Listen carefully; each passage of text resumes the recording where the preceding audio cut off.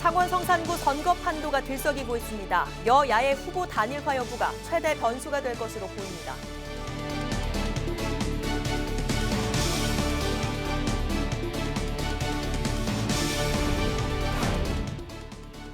한겨울 전지훈련지로 사랑받는 통영시가 코로나19 여파로 대회나 전지훈련이 연기 취소되면서 지역 상권도 휘청이고 있습니다.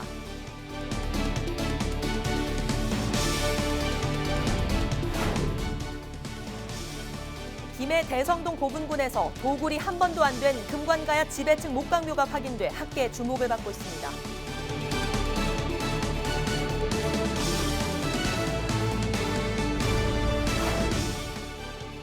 씨름의 성지 마산이 씨름 부활의 날갯짓을 시작했습니다. 씨름을 관광 자원화한다는 계획입니다.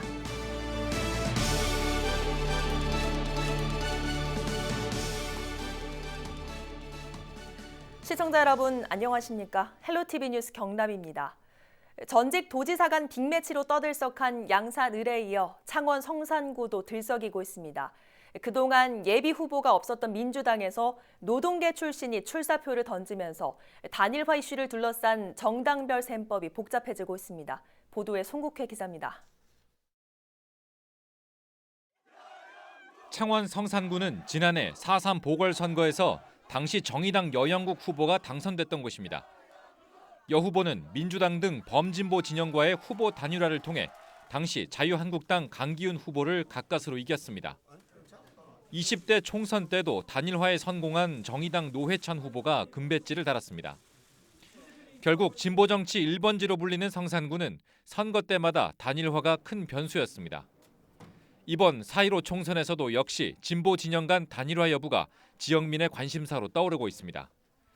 별다른 예비 후보가 없었던 민주당에 이흥석 전 민주노총 경남 본부장이 입당해 출사표를 던진 겁니다. 어쨌든 진보 정당 운동은 좀 미완성으로 끝났지만 진보 정치는 민주당을 통해서도 가능하다라는 판단을 가지고 출마하게 됐습니다. 단일화가 되지 않을 경우엔 표 분산 영향으로 미래통합당 우세 가능성도 거론됩니다. 여권뿐 아니라 범보수의 단일화도 변수가 될 가능성이 높습니다. 지난해 보궐선거 당시 대한애국당이 얻은 800여 표가 한국당 후보가 정의당에 아쉽게 패한 표 차이와 비슷하기 때문입니다. 현재 진보 진영을 제외한 정당의 예비 후보는 미래통합당의 강기훈, 이경임, 최영식, 김성엽, 원영일, 바른미래당의 구명회, 우리공화당의 진순정 후보 등 10명이나 됩니다. 올해도 역시 진보 보수 가릴 것 없이 단일화 문제가 창원 성산구 선거판의 최대 쟁점으로 떠오를 것으로 보이면서 각 당의 셈법이 복잡해지고 있습니다. 헬로티비 뉴스 송국혜입니다.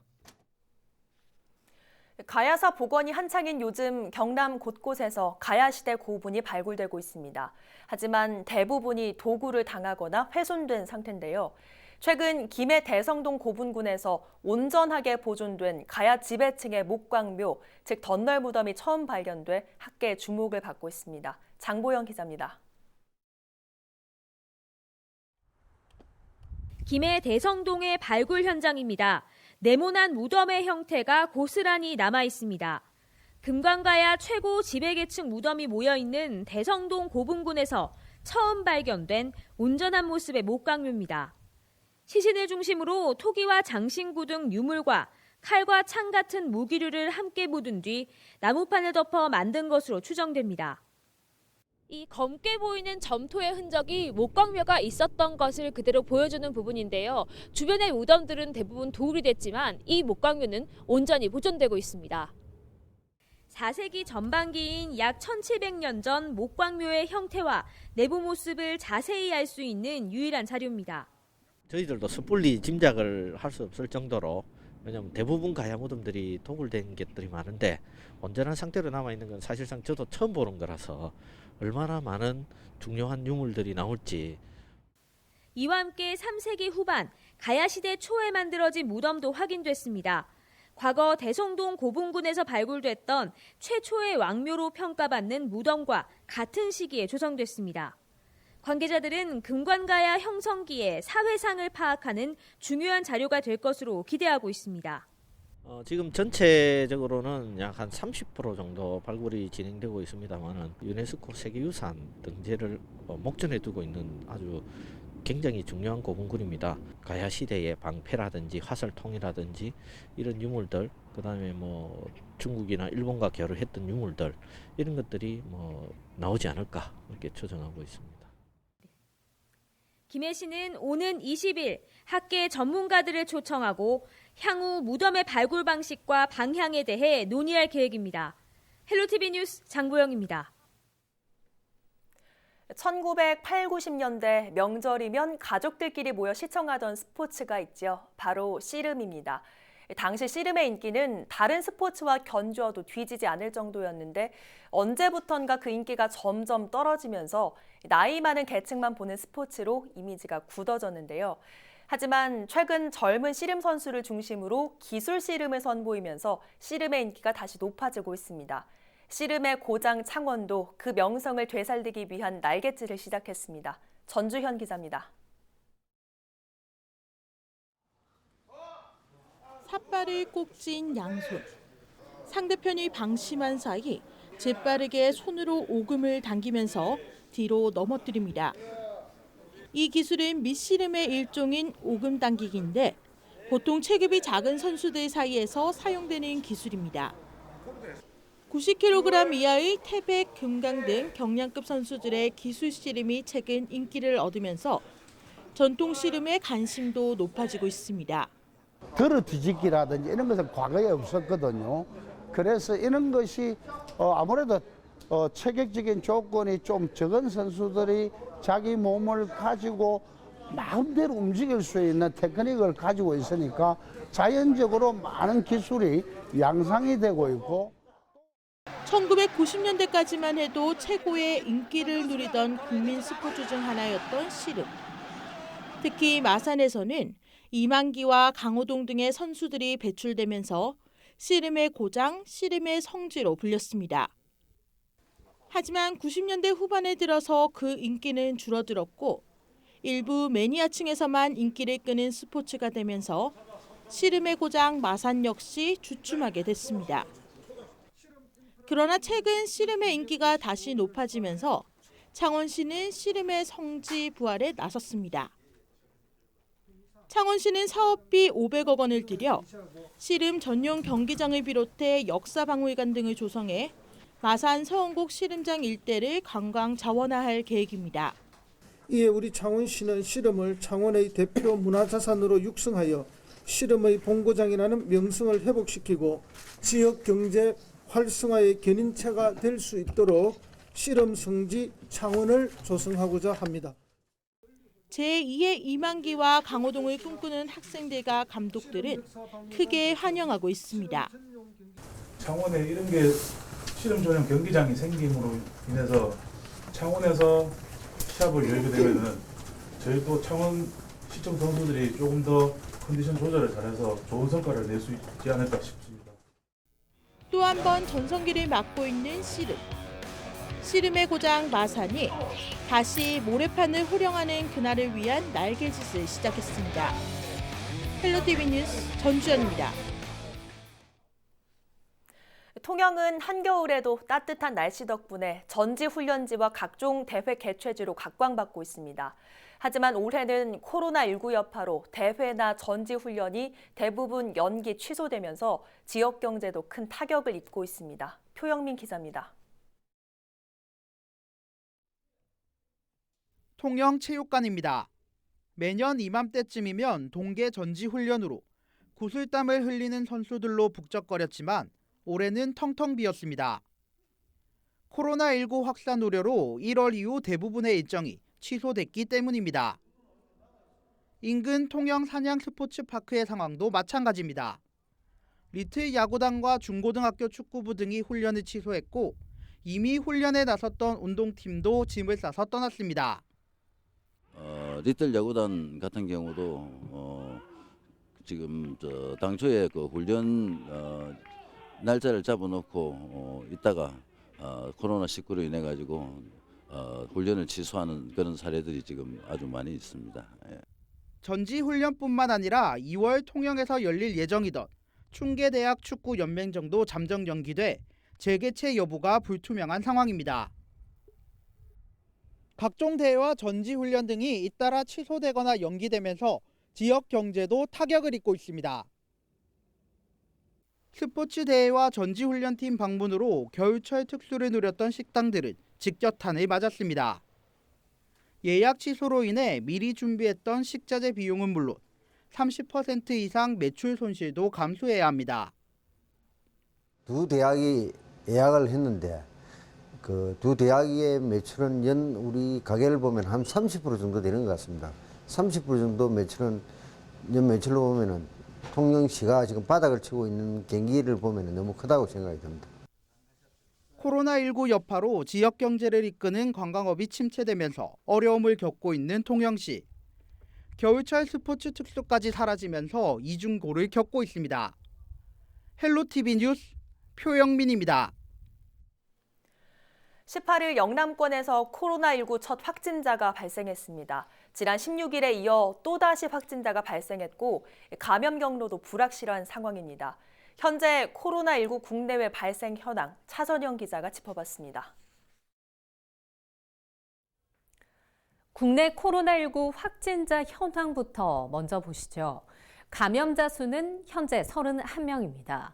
질병관리본부는 18일 오전 해외 여행력이 없는 한국인 61세 여성이 국내 31번째 환자로 확인됐다고 밝혔습니다. 확진 환자 31명 중 10명은 완치돼 퇴원했고 감염 의심 환자 957명에 대한 검사가 진행 중입니다. 국내 코로나19 감염증 환자 추이 보시죠. 국내에선 2월 11일부터 사흘 동안 추가 확진자가 발생하지 않았는데요. 16일 29번째, 30번째 확진자 발생 이후 18일 31번째 환자가 발생했습니다. 문제는 세 환자 모두 해외 여행력이 없고 다른 확진자와 접촉한 적이 없어 감염 경로가 불분명한 상황입니다. 이번엔 국외 코로나19 발생 상황 보시죠. 18일 오전 9시 기준으로 코로나19 감염자는 73,295명, 사망자는 1,873명으로 전날에 비해 98명 늘어났습니다. 감염자와 사망자 대다수는 중국에서 발생하고 있는데요. 중국 감염자 수는 7만 2천여 명, 사망자가 1,800여 명에 달합니다. 세계보건기구는 세계적으로 코로나19 신규 확진자가 감소 추세를 보이고 있다면서도 아직까지 안심할 단계는 아니라고 밝혔습니다. 헬로티비 뉴스 차선영입니다.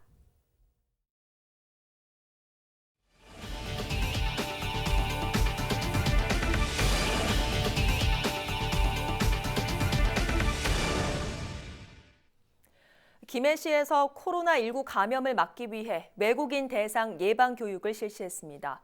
지난 11일부터 4번에 걸쳐 실시된 교육에는 외국인 노동자 지원센터 등 외국인 센터 4곳의 직원과 이용자 140여 명이 참여했습니다. 김해시는 개인별 위생 수칙을 알리고 코로나19 감염 증상과 신고 방법 등을 안내했습니다. 김해시는 외국인에게 코로나19 외국인 감염을 막기 위해 13개 언어로 번역된 예방수칙을 배포하고 유관기관에 마스크와 손소독제 등을 지원하고 있습니다. 코로나19 여파로 양산 지역 내 대학 학사 일정이 변경됩니다. 영산대학교는 지난 14일 예정이었던 2019년 전기 학위 수여식을 취소한 데 이어 입학식 전체 행사도 취소하고 개강일을 다음 달 2일에서 16일로 2주 연기했습니다. 동원과학기술대학교도 오는 21일로 예정돼 있던 2020학년도 신입생 입학식과 오리엔테이션을 취소하고 개강일을 다음 달 9일로 일주일 연기하기로 결정했다고 전했습니다. 부산대학교 양산 캠퍼스도 졸업식과 신입생 입학식을 전면 취소하고 개강일을 다음 달 16일로 2주 연기한 상태입니다. 김해시가 코로나19로 어려움을 겪고 있는 소상공인과 중소기업을 대상으로 안정화 대책을 추진합니다. 김해시는 소상공인 대상 특별자금 50억 원을 편성하고 소상공인 육성자금으로 160억 원을 지원한다고 밝혔습니다. 업체당 최고 5천만 원 한도로 융자가 가능하며 앞으로 2년 동안 연간 이자 2.5%를 김해시에서 지원합니다. 또 중소기업을 대상으로 긴급 경영 안정자금 200억 원을 추가 편성했습니다. 업체당 2억 원 이내 자금 융자가 가능하며 2년 동안 이자가 지원됩니다. 경남도 교육청은 코로나19 확산으로 위축된 화훼업계 부담을 덜어주기 위해 18일 청사 주차장에서 꽃시장을 운영했습니다. 이날 열린 꽃시장에는 지역 화훼업계 관계자들이 참여해 교육청 직원 등을 대상으로 꽃을 판매했으며 꽃바구니 만드는 법을 알려주는 등 다양한 이벤트도 진행됐습니다. 도교육청은 다음 달부터 오는 5월까지 매달 마지막 주 수요일 청사 주차장에서 꽃시장을 추가로 열 계획이라고 밝혔습니다. 이 밖에도 학교 교실과 현관에 계절별 화훼류를 활용한 교육 환경 개선을 추진할 예정이며 생일이나 기념일을 맞은 직원에게 꽃을 선물하는 등 꽃소비 촉진 분위기를 이어나갈 방침이라고 전했습니다. 코로나19 사태로 지역 헌혈자 수가 급감하자 창원시 공무원들이 헌혈을 자처했습니다. 창원시는 지난달부터 현재까지 모두 140명의 공무원이 헌혈에 동참했다고 밝혔습니다. 허성무 시장은 국가적인 혈액수급 위기를 극복하는 데 조금이나마 도움이 되길 바란다며 시민들의 관심을 촉구했습니다.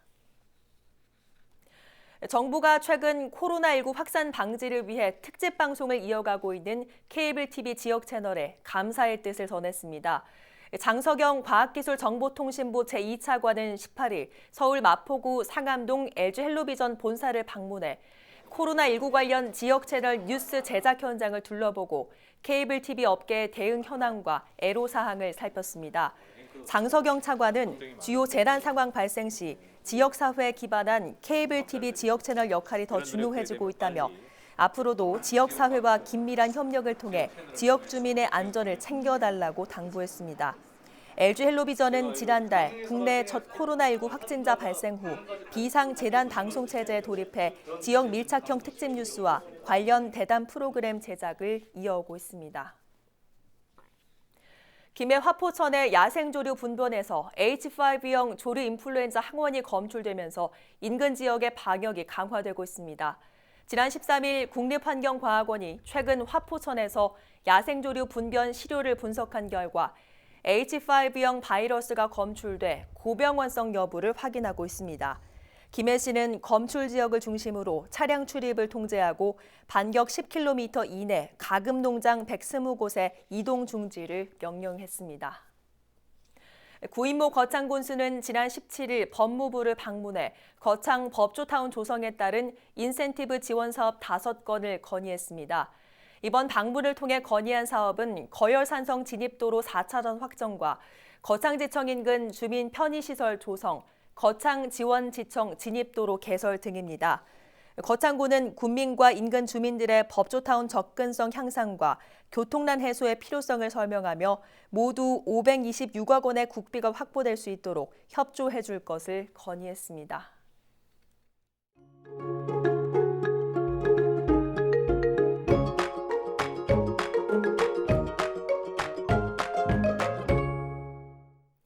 날씨입니다. 계절의 시계가 다시 제자리를 되찾겠습니다. 수요일 아침에는 대부분 영하권으로 출발하겠지만 낮부터는 11도 안팎까지 기온이 오르며 예년 이맘때 날씨를 회복하겠는데요. 다만 내륙을 중심으로는 일교차가 크게 벌어지는 만큼 시간대에 맞는 옷차림 해주시기 바랍니다. 주 중반까지는 맑은 날씨 속에 기온은 계속해 오르겠고요. 아침 기온 역시 영상권으로 올라서면서 공기가 한결 부드러워지겠습니다. 다가오는 금요일과 토요일에는 비가 내릴 전망입니다. 거제 동쪽 해안에는 너울성 파도가 해안도로나 방파제를 넘는 곳이 있겠습니다. 해안가 안전사고에 유의하시기 바랍니다. 공기도 깨끗해서 야외 활동은 물론이고 야외 건조하기도 좋겠고요. 주말에 다시 비 소식이 있는 만큼 세차는 미뤄두시는 게 좋겠습니다.